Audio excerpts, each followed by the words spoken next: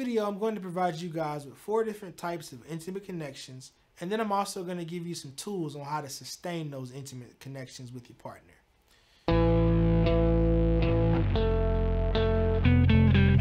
The first most common type of intimacy that I hear couples mention is physical intimacy. And intimacy in itself can be used by a lot of couples that I hear that I see in therapy as an exchange for sex. Sex and physical intimacy is just one type of connection and closeness. Physical intimacy can range from hand holding all the way up to intercourse.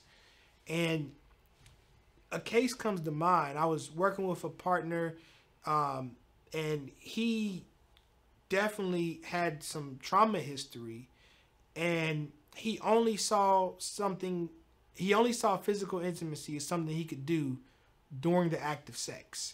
So if he wasn't engaging in intercourse with his partner, he couldn't touch her, he couldn't hold her hand, because he felt like it wasn't safe. And as we kept going deeper, we realized he had some sexual trauma or history. He was abused by a female caretaker.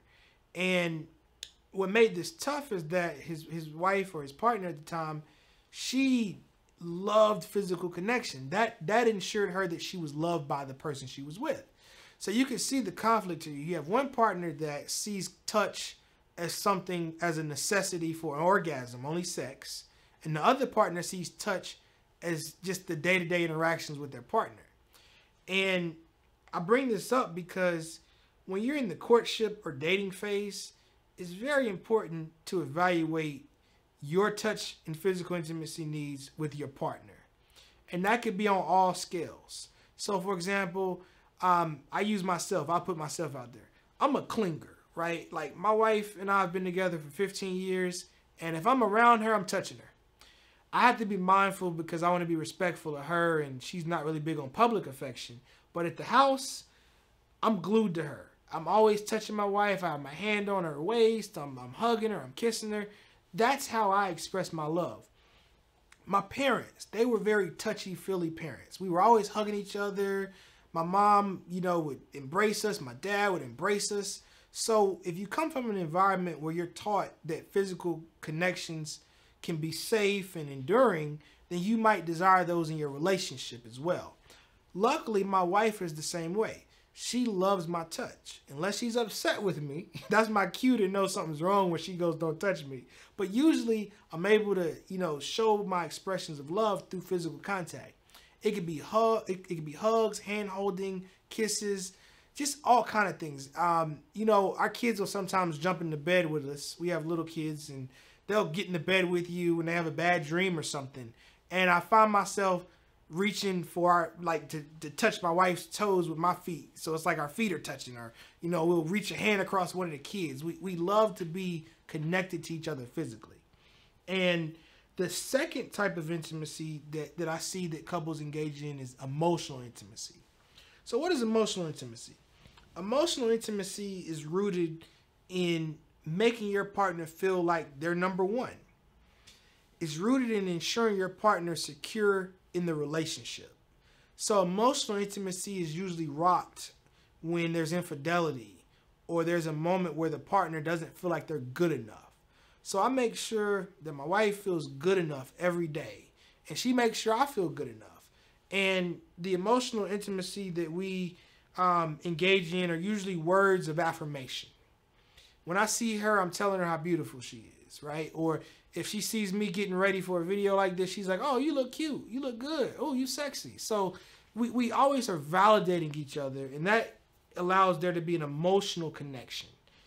And I believe that sometimes partners want to hear those words of affirmation, but they don't know how to ask for them. It's okay to ask your partner what you need. If you need your partner to tell you you look good, say, "Hey, I love when you tell me how I look. It really makes me feel good inside." Some partners need to hear "I love you." That can be an emotional intimacy connection or intimate connection to hear those words. Some partners want to be able to show love versus being said versus being said that you love them. They want you to show it. That could look like a simple text or leaving a sticky note on the pillow when you go away from work and your partner comes in and reads it. So there are a lot of little small sentiments you can do to ensure that emotional intimacy is sustained. Next, intellectual intimacy. I'm going to break this into two parts. The first part of intellectual intimacy is you making the effort to continuously learn about your partner. What do they like to do? What do they like to eat? Where do they like to shop? What do they like to do in their free time? The more you learn about your partner, you're enhancing your intellect or your desire to understand them better. That can breed connection and closeness. My wife, she loves drinking kombucha now. It's like a fermented tea. And when I make dinner or if I put the plates together and I'm serving food, I always have a cup of kombucha for my wife. That's her thing now.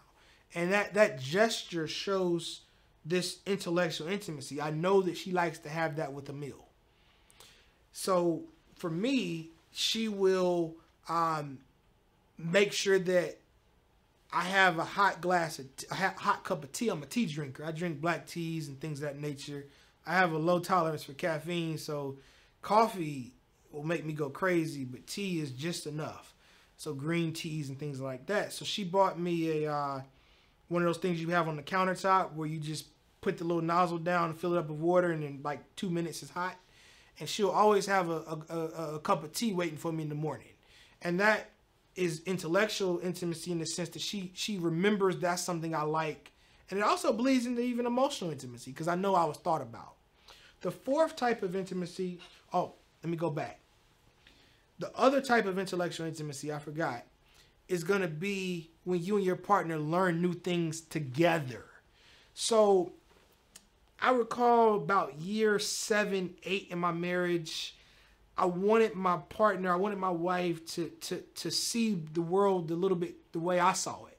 So we learned to engage in certain activities together where we can learn a new skill.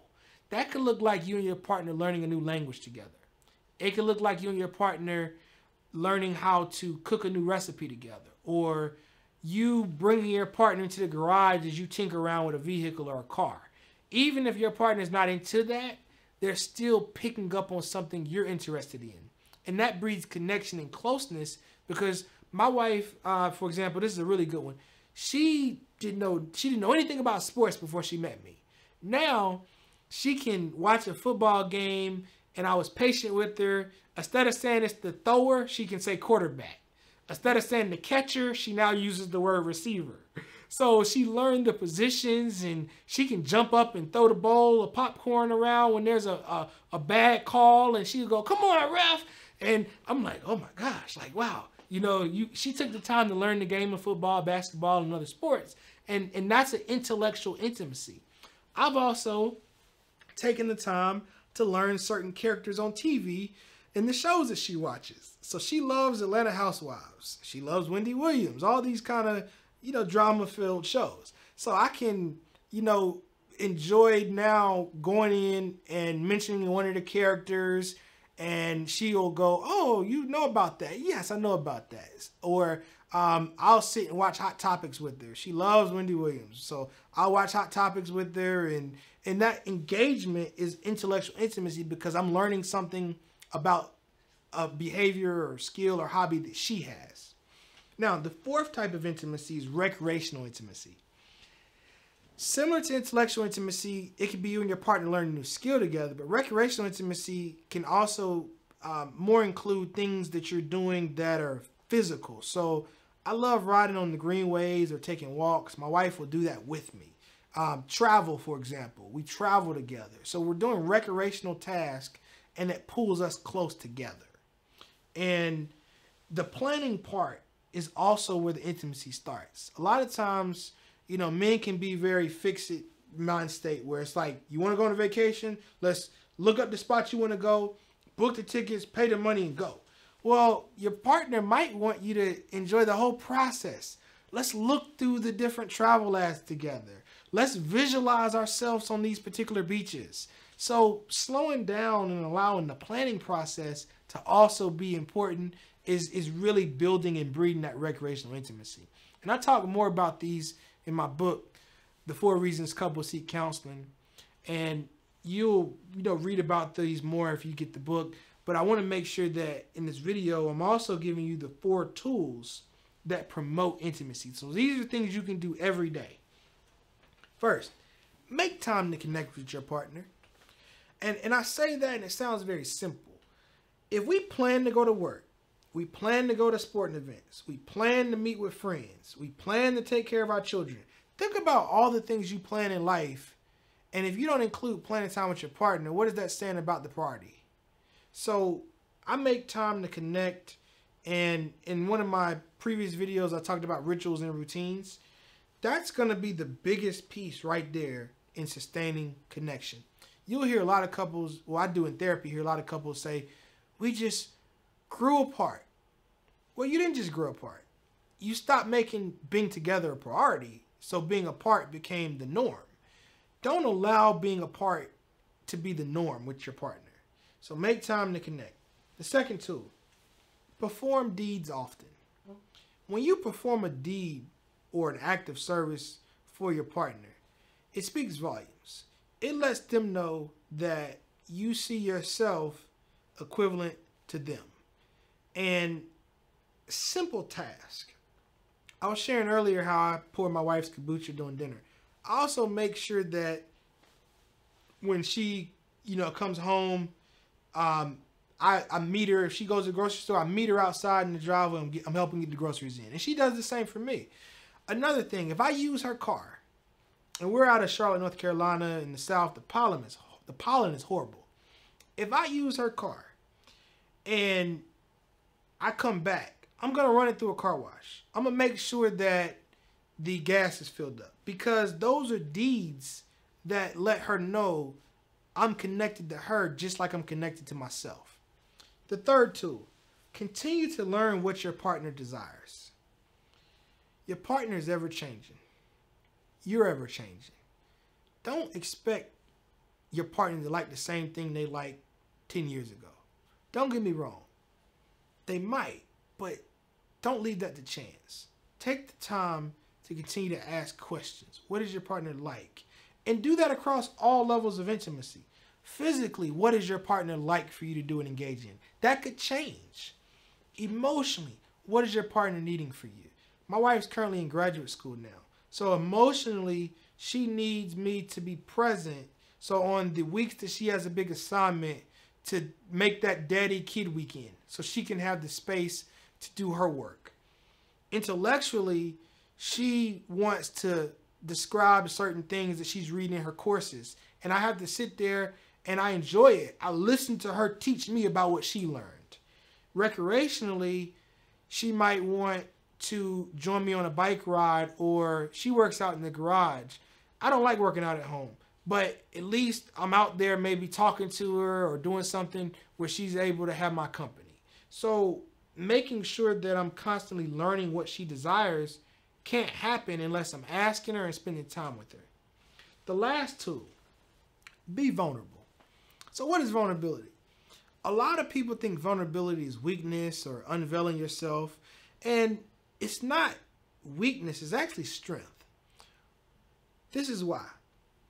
Being vulnerable is putting yourself in a position for something good or bad to happen. When you expose yourself to your partner, ideally you would like for them to embrace what you've exposed or shown them, and they validate you. But the opposite could occur. They could also be turned away from what you're showing them. So when you take that chance to be authentic and to share with your partner what you're thinking or feeling without knowing how they're going to respond, that's you being vulnerable. That's you being open. You're open for it to go the right way, but you're also open to be hurt. What makes vulnerability so valuable in breeding connection is that your partner won't know what they don't know. So my wife at times, and even myself, will share things that we might have a concern about or fear. It could be left field. I think the other day I was driving home and I had the kids in the car, and I just thought about, like, man, if something happened to my wife, I would be destroyed. Because I thought to myself, one, I'd have to figure out how to raise 3 kids together. I mean, by myself, not together with her. 2, We met young, so she's really kind of been the only main or serious relationship I've ever had. So my identity has been woven into the marriage. And I went home and I shared this with her. And, you know, I saw kind of a tear come down her face. And ironically enough, she was like, oh my gosh, I had the same thought. If something happened to you, I don't know what I would do. So we had to be vulnerable with each other in that moment. She could have rejected that and said, oh my gosh, why are you telling me that? I don't want to hear about that happening. I don't want anything to happen to me. Or I could have rejected her being vulnerable as well. But instead, we met in the middle, and that produced a higher level of connectivity and understanding, because your brain is going to go in a lot of different places and sometimes don't even make any sense. But when you can share those deep-rooted thoughts and feelings with your partner, one, it normalizes that they might feel the same way too. And then the other part is that you're creating a space that's just yours, that you can connect with. And I'm sure if you're in a relationship, you may have had some thoughts and you're like, I don't know if I should tell my partner that. Well, next time you have those thoughts, be vulnerable enough to share them.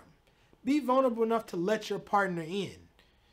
And you may find that you actually take the relationship to a deeper level because you guys are meeting in the middle and demonstrating an authenticity that you usually don't provide to other people. So in this video, we talked about the 4 types of intimacy, and I've given you 4 tools that promote intimacy.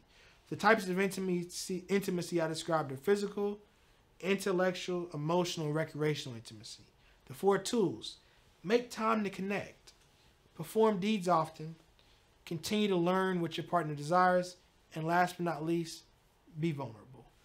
My name is Chris Matthews. I'm your relationship coach and licensed marriage and family therapist. Please subscribe to my channel, and I look forward to seeing you on the other side. You can never go back. I gotta take you.